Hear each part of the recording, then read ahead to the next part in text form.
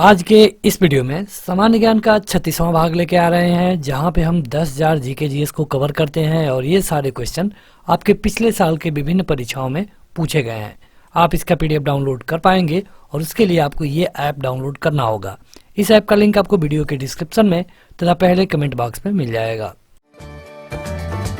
इस वीडियो को लाइक करने के साथ चैनल को जरूर सब्सक्राइब करें, उसके बाद बेल आइकन दबाएं, उसमें ऑल सेलेक्ट करें इसी तरह की बेहतरीन वीडियो सबसे पहले पाने के लिए। शुरू करते हैं। देखिए, पहला क्वेश्चन आपके स्क्रीन पर आ चुका है। क्वेश्चन है 4 विकल्प और ये क्वेश्चन कहाँ पूछा गया है यह आप यहाँ पे जान पाएंगे। क्वेश्चन का उत्तर बताने के लिए 2 से 3 सेकंड मिलेगा। क्वेश्चन है कि खिलाफत आंदोलन किसको अपमानित करने के खिलाफ विरोध करने के लिए प्रारंभ किया गया था। मतलब कौन था जिसको अपमानित किया गया और उसी का विरोध करने के लिए, खिलाफ करने के लिए खिलाफत आंदोलन चलाया गया। ये आपके विकल्प हैं और ये question SSC 10+2 data entry operator LDC परीक्षा 2012 में पूछा जा चुका है।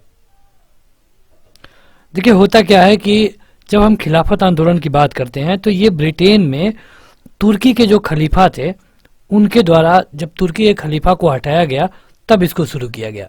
कभी कभी इसका ईयर भी पूछा गया है, तो इसका ईयर है 1919। 2 आंदोलन है जो कि बहुत पूछे जाते हैं। एक है खिलाफत आंदोलन और दूसरा है कौन, तो दूसरा है असहयोग आंदोलन। क्या आप बता पाएंगे कि असहयोग आंदोलन कब चला? तो असहयोग आंदोलन चलाया गया था 1922 में। इस आंदोलन को चौरी चौरा कांड के कारण बंद किया गया था।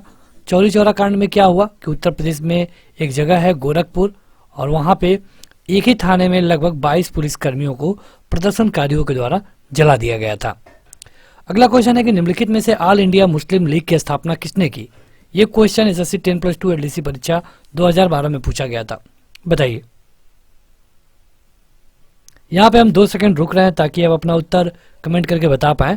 आगे बढ़ने से पहले आप इसे शेयर करिए, लाइक करिए ताकि और भी लोग जुड़ सकें।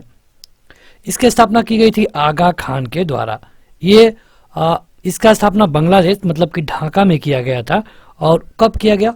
1907 में। 1907 में आगा खान के द्वारा ढाका में ऑल इंडिया मुस्लिम लीग, जो कि आगे चल के केवल मुस्लिम लीग के नाम से जाना जाता है, इसकी स्थापना की गई। 1924 में भारतीय राष्ट्रीय कांग्रेस के बेलगांव सत्र की अध्यक्षता किसने की। ये क्वेश्चन बड़ा महत्वपूर्ण है। ये क्वेश्चन देखिए एसएससी में पूछा गया है। बताइए। यहाँ पे आपके 4 विकल्प है। सही उत्तर है महात्मा गांधी। ये क्वेश्चन 2-3 तरीके से पूछा जाता है। पहला कि जो कांग्रेस का सेशन होता था, क्या कभी गांधी जी उसके अध्यक्ष बने? तो हाँ, बने थे, केवल एक बार। कभी कभी पूछा गया कि कितने बार, तो केवल एक बार, तो बेलगांव के अधिवेशन में। कब? 1924 में। तो कभी कभी ईयर पूछा जाता है, कभी नाम पूछा जाता है, नंबर पूछा जाता है मतलब कितने बार, या फिर जगह पूछा जाता है, और ये था बेलगांव। मतलब गांधी जी केवल एक बार अध्यक्ष बनाए गए थे। असहयोग आंदोलन कब शुरू हुआ? देखिए, यहाँ पे 2 विकल्प ज्यादा नजदीक है, बाकी तो थोड़ा दूर है। तो आप बताइए। 1870 में तो नहीं हुआ, 1942 में भी नहीं हुआ, क्योंकि 1942 में भारत छोड़ो आंदोलन चल रहा था। ठीक है, तो यहाँ पे अब आपके सामने केवल 2 विकल्प बचते हैं, यानी कि 50-50। अब बताइए कि इनमें से कौन कौन सही है। यहाँ से कई सारे क्वेश्चन पूछे जाते हैं। अगर हम बात करते हैं असहयोग आंदोलन की, तो इसकी शुरुआत क्यों हुई थी ये भी आपको जानना चाहिए। तो आपने सुना होगा जलियांवाला बाग हत्याकांड। जलियांवाला बाग हत्याकांड से अगर आप थोड़ा सा पहले जाएं तो आपको रॉलेट एक्ट का नाम जानना होगा। रॉलेट एक्ट, इसे गांधी जी ने काला कानून कहा। काला कानून इसलिए क्योंकि इसका एक और नाम था, न दलील, न अपील, न वकील। इसमें होता क्या था कि किसी भी व्यक्ति को केवल शक के आधार पर गिरफ्तार किया जा सकता है और उसे 3 महीने तक पुलिस जेल में रख सकती है बिना कोर्ट के सामने पेश किए हुए। आज के समय में आप देखते हैं कि जब भी आपको गिरफ्तार किया जाएगा तो अगले दिन मतलब कि 24 घंटे के अंदर, और इसी 24 घंटे में जो उसमें यात्रा वाली बात है उसका भी टाइम जुड़ा होता है। गिरफ्तारी के 24 घंटे के अंदर अंदर मजिस्ट्रेट के सामने पेश करना होता है। लेकिन जो काला कानून आया, रॉलट एक्ट आया, तो इसमें 3 महीने का प्रावधान था कि पुलिस आपको 3 महीने थाने में रख सकती है। जाहिर सी बात है, थाने में रखेगी तो आपको पीटा जाएगा, मारा जाएगा। तो इसके खिलाफ कुछ लोग इसमें गिरफ्तार किए गए। तो उन लोगों को छुड़ाने के लिए 13 अप्रैल 1919 को अमृतसर में एक सभा हो रही थी, जलियांवाला बाग में, और वहां पे जनरल डायर ने 79 लोगों को घेर करके उन पे गोलियां चलवा दी और वहां पे लगभग 1000 लोग मारे गए। कहा जाता है कि अंग्रेज जब इसकी जांच करवाए तो 369 लोगों के मरने की पुष्टि किए थे।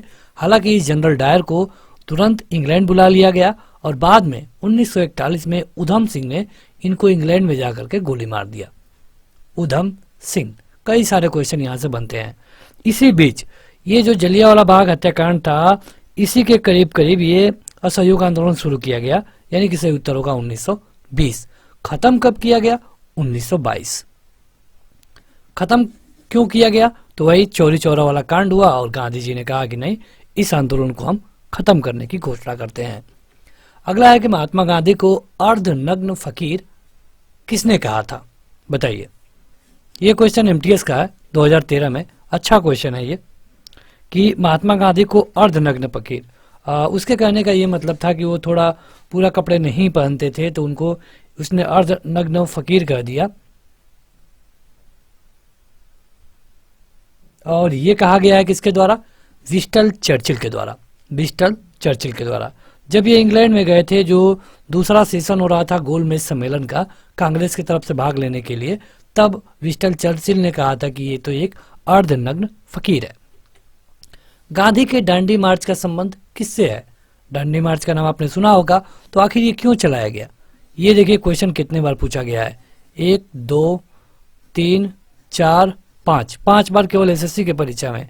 इसके अलावा रेलवे या फिर स्टेट लेवल के एग्जाम में कितने बार पूछा गया है उसका कोई डाटा नहीं है। सही उत्तर होगा सविनय अवज्ञा आंदोलन। सविनय अवज्ञा आंदोलन क्या आप बता पाएंगे कब? तो 1930 में। क्या हुआ था इसमें कि जो अंग्रेज थे ये नमक पे टैक्स लगा दिए थे।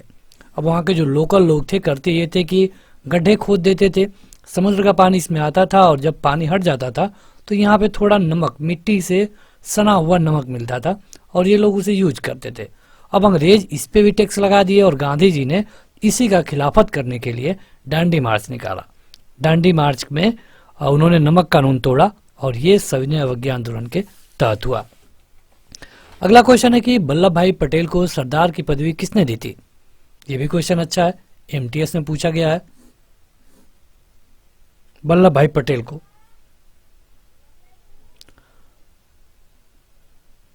देखिए होता क्या है ना कि जब 1930 का जो सन था, इसी में एक सत्याग्रह हो रहा था बारदोली में।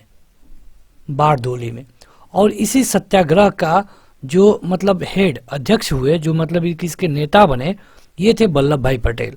वल्लभ भाई पटेल ने यहाँ पे जो महिलाओं का सत्याग्रह था बारदोली वाला, इसमें एक नेता के तौर पे उभरे और आगे आगे खड़ा रहे। इसको देखकर गांधी जी ने उन्हें कहा कि ये तो सरदार है, मतलब आगे आगे थे तो इनको सरदार कहा। कई बार ये क्वेश्चन का उत्तर आपको ये मिलेगा कि बारदोली की जो महिलाएं थी उन्होंने वल्लभ भाई पटेल को सरदार कहा। वल्लभ भाई पटेल हमारे पहले गृह मंत्री भी थे और इनकी स्टैचू भी बनी है गुजरात में, स्टैचू ऑफ यूनिटी। तो क्या आप बता पाएंगे कि स्टैचू ऑफ यूनिटी की हाइट कितनी है? ये आपके लिए क्वेश्चन है और कमेंट करके बताइएगा कमेंट बॉक्स में। अगला क्वेश्चन है कि सविनय अवज्ञा आंदोलन 1930 का मुख्य कारण क्या था? ये क्वेश्चन एसएससी में पूछा गया है। यह आपके विकल्प हैं।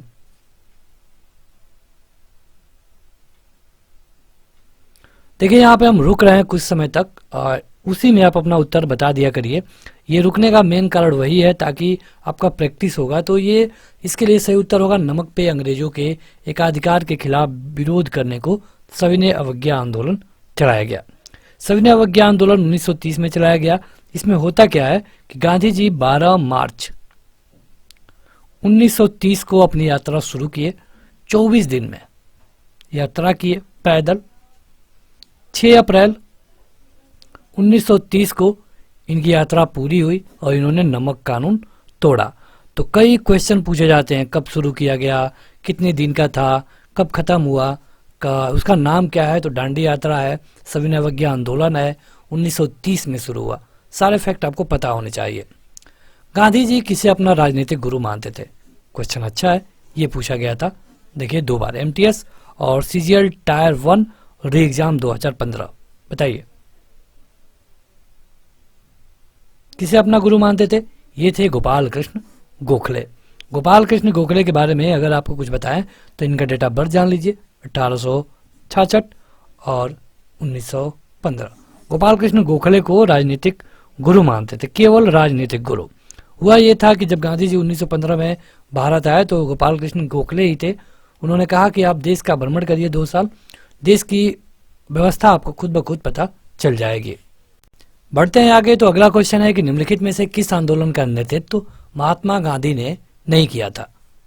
ये एमटीएस का क्वेश्चन है, बताइए इनमें से कौन आंदोलन है जिसमें महात्मा गांधी उसके नेता नहीं थे? सही उत्तर है स्वदेशी आंदोलन। देखिए स्वदेशी आंदोलन कब हुआ? 1905 में, जब लॉर्ड कर्जन ने, नाम याद रखिए पूछा जाता है, लॉर्ड कर्जन ने जब बंगाल का विभाजन किया तो स्वदेशी आंदोलन शुरू हुआ। और इस स्वदेशी आंदोलन का जो नेतृत्व था ये गांधी जी ने नहीं किया। ठीक है, यहाँ पे देखिए अब स्वदेशी आंदोलन 1905-6 में हुआ और इस समय गांधी जी की एंट्री अगर आप देखेंगे तो 1915 में होती है, जब ये 9 जनवरी 1915 को साउथ अफ्रीका से इंडिया आते हैं। ये क्वेश्चन एमटीएस का था। निम्नलिखित में से किसके बीच सही मेल है? यहाँ पे मतलब एक मेल दिया गया है, जैसे कि असहयोग आंदोलन, सुरेंद्र नाथ बनर्जी, तो इसी तरह अब आपको बताना है कि इनमें से कौन सही है, क्योंकि 3 तो गलत हैं।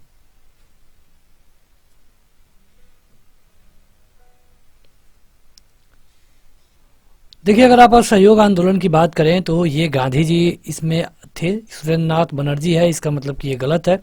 स्वदेशी आंदोलन में रविंद्रनाथ टैगोर नहीं थे, क्योंकि रविंद्रनाथ टैगोर का चर्चा आप 1913 के गीतांजलि में सुनेंगे जब इनको नोबेल दिया गया।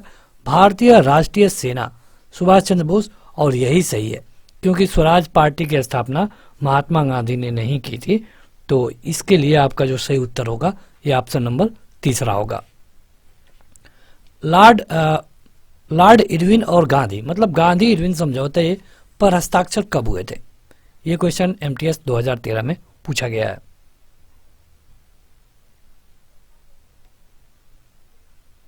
देखिए जब वहां पे 3 राउंड टेबल कॉन्फ्रेंस हुए थे, तो 3 राउंड टेबल कॉन्फ्रेंस में कांग्रेस ने पहले वाले में भाग नहीं लिया, लेकिन दूसरे वाले में कांग्रेस को बुलाया गया।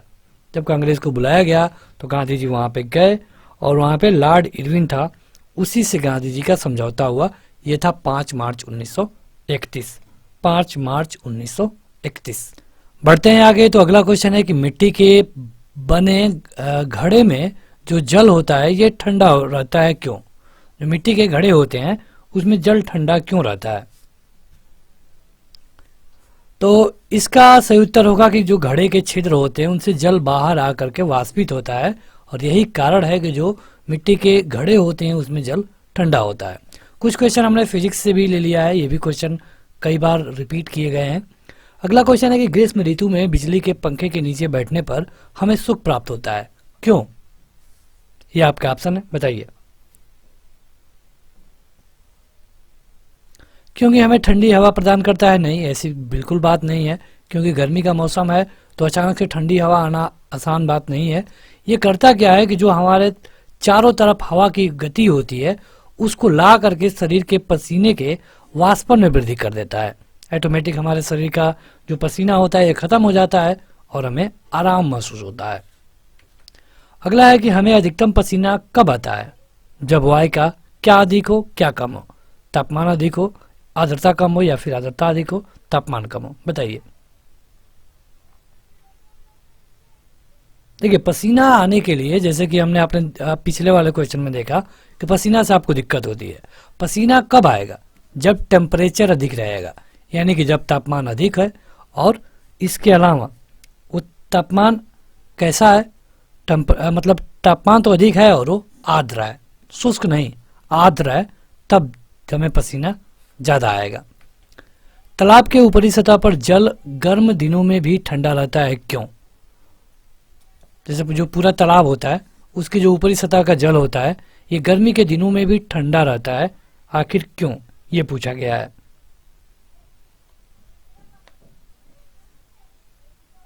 कारण यह है कि जो सतह का जल है ये वाष्पित होता रहता है और परिणाम स्वरूप ये ठंडा मिलता है। जब ये वाष्पित होता रहता है जो गर्म हो जाएगा वो वाष्पित हो जाता है, जो बचता है वो उतना गर्म नहीं रहता है। अगला क्वेश्चन है कि वायुमंडल के द्वारा ग्रहण जल वाष्प की मात्रा वायु के ताप पर क्या करती है? वायुमंडल में जो जल वाष्प बनती है, जो जल का ग्रहण किया जाता है, तो जब जब वायु का ताप बढ़ेगा जल ग्रहण करने की क्षमता बढ़ जाती है। ऑप्शन नंबर बी सही होगा। आर्द्रता मापी यंत्र की सहायता से निम्नलिखित में से किसका मापन किया जाता है? मतलब कौन है जिससे कि आर्द्रता मापा जाता हो? आर्द्रता मापने के लिए हम आपेक्षिक आर्द्रता का यूज करते हैं। आपेक्षिक आर्द्रता। जल का क्वथनांक कितना होता है? बड़ा आसान क्वेश्चन है। जल के क्वथनांक पे क्या सही है? क्या हमेशा ये 100 डिग्री होता है? नहीं। पहाड़ों पे जब आप जाते हैं तो वहाँ पे कम ही टेम्परेचर पे गर्म हो जाता है, यानी कि जाहिर सी बात है कि 100 डिग्री नहीं होता है। ये वायुमंडलीय दाब पर निर्भर करता है। बिल्कुल, जहाँ पे दाब अधिक होगा जल्दी ये गर्म हो जाएगा, यानी कि ऑप्शन नंबर बी सही होगा। अगला है कि निम्नलिखित में से किससे ऊर्जा सीधे प्राप्त होती है? देखिए, कुछ ऐसी चीज़ है जहाँ पे आपको ऊर्जा वहाँ से इधर से घूम करके आती है, मतलब पहले वो प्राथमिक सोर्स से आएगी, लेकिन जो सूर्य है यहाँ से हमें ऊर्जा सीधे मिलती है। प्रकाश की तरंग ध्वनि की तरंगों से इस प्रकार भिन्न है कि, कैसे भिन्न है? देखिए, जो लाइट वेव होते हैं ना, ये विद्युत चुंबकीय होते हैं, लेकिन जो ध्वनि तरंगे होती हैं ये विद्युत चुंबकीय नहीं होती हैं। यही एक डिफरेंस है, यानी कि ऑप्शन नंबर पहला वाला सही होगा। प्रकाश की तरंगे विद्युत चुंबकीय हैं किंतु ध्वनि तरंगे नहीं। निम्नलिखित में से किसकी विद्युत चुंबकीय तरंगों की तरंग दैर्ध्य यानी कि वेवलेंथ सबसे लंबी होती है? किसकी?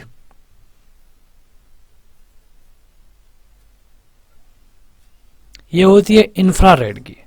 इंफ्रारेड की इसका आप देखेंगे तो ये होता है 7.8 इंटू 10⁻⁻7 से लेकर के 10⁻³ m तक, ये सबसे लंबी होती है। अगला क्वेश्चन है कि किस वर्ष महात्मा गांधी ने रॉलेट एक्ट कानून के विरुद्ध सत्याग्रह का आह्वान किया था? फिर से वही क्वेश्चन है, इसके बारे में हम आपको बता चुके हैं। ये क्वेश्चन एसएससी में पूछा गया था 2017 में। सही उत्तर है 1919, क्योंकि 1919 में ही रॉलेट एक्ट आया था और तभी इसके विरोध मतलब विद्रोह में यह सत्याग्रह लाया गया, असहयोग आंदोलन। आमतौर पे किसे लौह पुरुष के नाम से जाना जाता है? बड़ा आसान क्वेश्चन है। लौह पुरुष 2015 में पूछा गया था। लौह पुरुष कहते हैं किसको? सरदार वल्लभ भाई पटेल को। सरदार वल्लभ भाई पटेल को हम क्या कहते हैं? लौह पुरुष। अगला क्वेश्चन है कि 1937 में देसी भाषा के माध्यम से बुनियादी शिक्षा देने के लिए गांधी जी का प्रस्ताव समर्थन करने के लिए एक शिक्षा सम्मेलन को आयोजित किया गया था। आपको बताना है कि यह शिक्षा सम्मेलन कहाँ पे आयोजित किया गया। ये क्वेश्चन एसएससी सीजीएल का क्वेश्चन है, 2013 में पूछा गया था। देखिए, गांधी जी ने एक हरिजन शब्द दिया था और जो ये शिक्षा वाली बात है सेम उसी के टाइम की लगभग है, यानी कि ये हुआ था लगभग 1937 में। तो इसी के लिए वर्धा में एक शिक्षा सम्मेलन बुलाया गया जिसे वर्धा शिक्षा सम्मेलन भी बोला जाता है, यानी कि इसके लिए ऑप्शन नंबर डी यानी कि चौथा सही होगा। स्वतंत्रता के पूर्व संध्या पर निम्नलिखित में से किस आंदोलन ने सबसे बड़ा कृषक छापामार युद्ध देखा?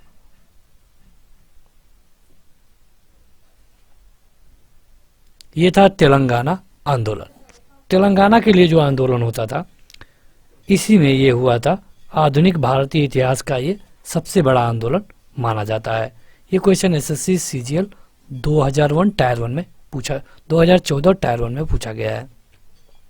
सत्याग्रह के 3 प्रमुख स्वरूप कौन कौन से हैं? सत्याग्रह के 3 प्रमुख स्वरूप कौन कौन से हैं? ये थे बहिष्कार, सविनय अवज्ञा तथा विद्रोह। बहिष्कार, सविनय अवज्ञा तथा विद्रोह। ये क्वेश्चन 10+2 2013 में पूछा गया है। तो अगला क्वेश्चन है कि गांधी जी किसके माध्यम से सच्चाई प्राप्त करना चाहते थे? मतलब गांधी जी को सत्य और अहिंसा का पुजारी कहा जाता था, तो किसके माध्यम से चाहते थे कि सच्चाई बाहर आए? ये क्वेश्चन एमटीएस 2012 में पूछा गया है। सही उत्तर है अहिंसा, क्योंकि सत्य और अहिंसा इनकी दो ही फैक्ट था इनका, यानी कि अहिंसा के माध्यम से कहीं पर भी कोई हिंसा ना हो। अगला क्वेश्चन है कि गांधी जी ने प्रसिद्ध दांडी यात्रा किस वर्ष की थी? देखिए एक ही क्वेश्चन कितने बार कितने तरीके से पूछा जाता है, और आप एक ही बार अगर सबको समझ लेंगे तो कहीं पर भी कैसे भी पूछा जाए तो कोई दिक्कत नहीं होगी। दांडी यात्रा की बात करें तो ये किया गया था 1930 में, 12 मार्च 1930 को शुरू किए। इसके अलावा 4 अप्रैल 1930 को कंप्लीट किए। 24 दिन की यात्रा थी और सविनय अवज्ञा आंदोलन चल रहा था। सत्याग्रह शब्द का निर्माण किसने किया था? बताइए। ये क्वेश्चन 2014 में एमटीएस में पूछा गया है। 2 सेकंड लीजिए और बता दीजिए। ये किया गया था महात्मा गांधी के द्वारा। महात्मा गांधी ने कहा था कि बिना हिंसा का कोई अगर आंदोलन कर रहे हैं आप, तो आप उसे सत्याग्रह कह सकते हैं। अगला है कि निम्नलिखित में से कौन आजाद हिंद फौज का संस्थापक था? ये 4 ऑप्शन, और 2014 सीजीएल टायर 1 में क्वेश्चन पूछा गया है। आजाद हिंद फौज यानी कि जिसको भारतीय थल सेना भी कहा जाता था, अभी ये क्वेश्चन आगे आया था और सही उत्तर है सुभाष चंद्र बोस। सुभाष चंद्र बोस ने 1942 में इसकी स्थापना की थी। 1942 की अगर आप बात देखेंगे तो ये जो सेकेंड वर्ल्ड वार है उसी के बीच का टाइम है, क्योंकि सेकेंड वर्ल्ड वार 1939 से लेकर 1945 तक चला। इसी में सुभाष चंद्र बोस के द्वारा ब्रिटिश सरकार के खिलाफ इसकी स्थापना की गई थी। भारत में किसके शासनकाल के अंतर्गत खिलाफत आंदोलन का शुरुआत हुआ? मतलब कौन यहाँ पे था तभी खिलाफत आंदोलन शुरू हुआ था, ये आपसे पूछा गया है। देखिए यहाँ से कई सारे क्वेश्चन बनते हैं। एक तो खिलाफत आंदोलन का अगर आप टाइम जानेंगे तो ज़्यादा आसानी होगी, 1919। तो इस समय अगर कोई यहाँ पे जो था उसके बारे में जाने तो ये था चेम्सफोर्ड। चेम्सफोर्ड का जो टाइम पीरियड है इंडिया में ये था 1916 से लेकर के 1921 तक। इसके बीच में जो भी घटनाएं हुई ना, ये लॉर्ड चेम्सफोर्ड के ही टाइम पीरियड पे हुई, जैसे कि जलियांवाला बाग हत्याकांड, रॉलेट एक्ट, खिलाफत आंदोलन, इसके अलावा लखनऊ संधि 1916 में हुआ, ठीक है। जलियांवाला बाग 1919 में हुआ। चेम्सफोर्ड सुधार आया था जो कि 1919 में ही आया था। ये क्वेश्चन एसएससी जेईई 2018 में पूछा गया था। भारत छोड़ो प्रस्ताव 1942 से अहिंसक जन संघर्ष का प्रारंभ बड़े पैमाने पर हुआ। इस संघर्ष के लिए करो या मरो का नारा कौन दिया था? कुल मिला के ये बताइए कि करो और मरो का नारा किसका है? सीजीएल टायर 1 2014 का यह क्वेश्चन है। देखिए गांधी जी को वैसे कहा जाता है कि अहिंसा के पुजारी थे, लेकिन 1942 के भारत छोड़ो प्रस्ताव में इन्होंने कहा कि करो या फिर मरो, यानी कि ये है महात्मा गांधी। अपने उपन्यास आनंद मठ में बंकिम चंद्र चटर्जी के द्वारा बंगाल में किस विद्रोह का विशेष उल्लेख किया गया है? ये आपके विकल्प है। CHSL 10+2 LDC परीक्षा 2014 में पूछा गया था, बताइए। देखिए अगर आप आनंद मठ की बात करेंगे तो ये 18वीं सदी का एक बड़ा उपन्यास है, आप उपन्यास कह सकते हैं, और इसमें जो सन्यासी विद्रोह था उसी के बारे में चर्चा की गई है, सन्यासी विद्रोह का, ठीक है। प्रथम बार जवाहरलाल नेहरू ने कांग्रेस पार्टी के अध्यक्ष किस वर्ष चुने गए? पंडित जवाहरलाल नेहरू को कांग्रेस पार्टी का अध्यक्ष किस वर्ष चुना गया? ये बिहार एसएससी में क्वेश्चन पूछा गया था, बताइए। ये चुना गया था इनको 1929 में, और लाहौर अधिवेशन था। लाहौर अधिवेशन से कई सारे क्वेश्चन पूछे जाते हैं 1929 से। इसी सेशन में पहली बार पूर्ण स्वराज की मांग की गई थी। तो पूछा जाता है कि कब पूर्ण स्वराज की मांग की गई थी, किस सेशन में? लाहौर सेशन में। कब? 1929 में। कौन अध्यक्ष था? तो पंडित जवाहरलाल नेहरू। तो अगला क्वेश्चन है कि स्वतंत्रता संग्राम के दौरान हुए असहयोग आंदोलन की परिकल्पना में कौन शामिल नहीं था? मतलब कि वहाँ पे जब असहयोग आंदोलन चलाया गया तो उसमें क्या शामिल नहीं था, क्या उम्मीद की गई थी? तो ये किया गया था आम दंगे। ये वाला ऑप्शन सही होगा। ये एसएससी जे में पूछा गया है। लेकिन देखिए असहयोग आंदोलन दंगे के कारण ही फिर से रोका गया। अगला है कि क्रिप्स मिशन भारत कब आया? यह है आपके विकल्प। ये क्वेश्चन पूछा गया था 2015 में। बताइए कमेंट करके, क्रिप्स मिशन कब भारत आया? यह आया था 1942 में। 1942 में जब भारत छोड़ो आंदोलन चल रहा था, उसी समय सर स्टेफोर्ड क्रिप्स मिशन लेकर के भारत आए थे। 1939 में सुभाष चंद्र बोस ने किसे हराकर कांग्रेस पार्टी के अध्यक्ष चुने गए थे? जब 1939 में सुभाष चंद्र बोस कांग्रेस पार्टी के अध्यक्ष चुने गए तो गांधी जी ने कहा कि ये इससे संतुष्ट नहीं है और इसके बाद सुभाष चंद्र बोस ने इस्तीफा दे दिया। लेकिन इन्होंने हराया था पट्टाभी सीतारमैया को। गांधी जी के चलते इन्होंने अपना फिर से इस्तीफा दे दिया था। अगला क्वेश्चन है कि जलियांवाला बाग घटना कहाँ पे हुई थी? कितना आसान क्वेश्चन है। ये क्वेश्चन सीजीएल टायर 1 2015 में पूछा गया था। ये हुआ था अमृतसर में। डेट याद रखिए 13 अप्रैल 1919 पंजाब के अमृतसर में। निम्नलिखित में से कौन सा जोड़ा गलत है? ये एक जोड़ा है, आपको बताना है कि कौन गलत है।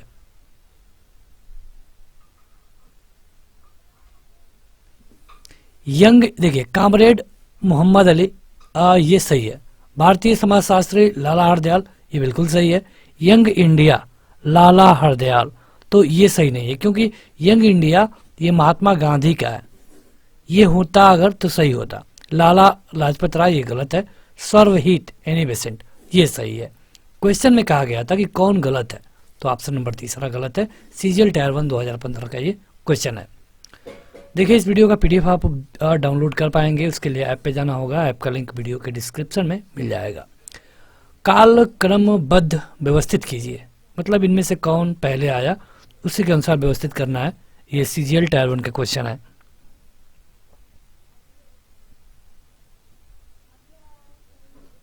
कैबिनेट मिशन आया 1946 में। अगर आपको हम इस तरह बताएं, 1946। इसके बाद जो क्रिप्स मिशन है 1942, मॉन्टेगू चेम्सफोर्ड रिफॉर्म 1919 और मार्ले मिंटो रिफॉर्म 1909। ये सब का ईयर है। अब आप खुद बैठा लेंगे। पहले आएगा 4, ठीक है, उसके बाद आएगा 3, उसके बाद 2, उसके बाद 1, यानी कि ऑप्शन नंबर तीसरा सही होगा। इसलिए जरूरी है कि आपको इन जो चारों हैं उनका क्रम पता हो। निम्नलिखित में से किसने गांधी जी के नमक सत्याग्रह में भाग लिया था? बताइए। नमक सत्याग्रह उन्होंने किया, 24 दिन की यात्रा की थी जिसको डांडी मार्च के नाम से जानते हैं। इसमें भाग लिया था सरोजनी नायडू ने, बिल्कुल लिया था। राजकुमारी अमृता कौर ने, हाँ ये भी ली थी, और कमला देवी चट्टोपाध्याय ने, इन्होंने भी लिया था, यानी कि सभी विकल्प सही है। सर्वोदय की अवधारणा के संस्थापक कौन थे? सर्वोदय मतलब होता है सार्वभौमिक उत्थान, सभी लोगों का, सभी तरीके से, सभी की प्रगति। ये महात्मा गांधी की अवधारणा थी। महात्मा गांधी ने कहा था। ये 10+2 एलडीसी परीक्षा 2015 में पूछा गया है। यहाँ पे देखिए नाम है और उनके उपनाम है, मिलान करना है। तो बताइए कि इनमें से कौन सा सही है। ये आपके ऑप्शन है। देखिए इसके लिए जो सही उत्तर होगा ये होगा सीमांत गांधी की। अगर बात करें तो सीमांत गांधी किसको कहते हैं? खान अब्दुल गफ्फार खान को, यानी कि ए का पांचवा। ए का पांचवा अगर आप देखेंगे तो केवल 2 है, एक ये है और एक ये है। आगे बढ़ते हैं, बी का देखते हैं। बी का है कि भारत का सबसे मतलब वृद्ध आदमी, तो ये है दादा भाई नौरोजी, यानी कि बी का तीसरा। दोनों में बी का तीसरा है। इसके बाद महामना किसको कहते हैं? तो मदन मोहन मालवीय को, यानी कि सी का पहला। और ऐसा केवल और केवल इसी ऑप्शन में दिख रहा है, इसमें सी का दूसरा है, यानी कि ये वाला ऑप्शन सही होगा। मदन मोहन मालवीय को महामना की पदवी किसने दी थी?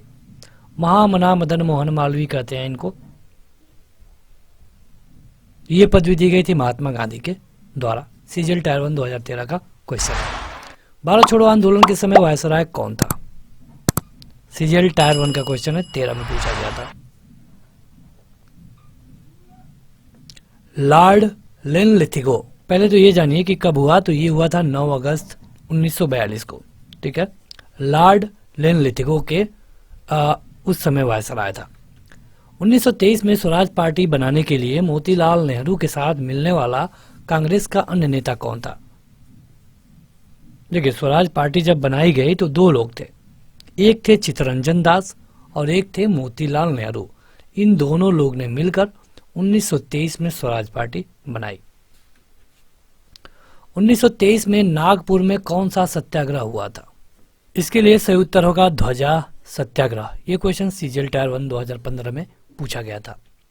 1936 में भारतीय नागरिक स्वतंत्रता ये संघ है, संघ की स्थापना किसने की थी बताइए? ये किया गया था पंडित जवाहरलाल नेहरू के द्वारा। ये क्वेश्चन 2018 में पूछा गया है। अंग्रेजों ने फूट डालो और राज करो यानी कि शासन करो की नीति कब अपनाई?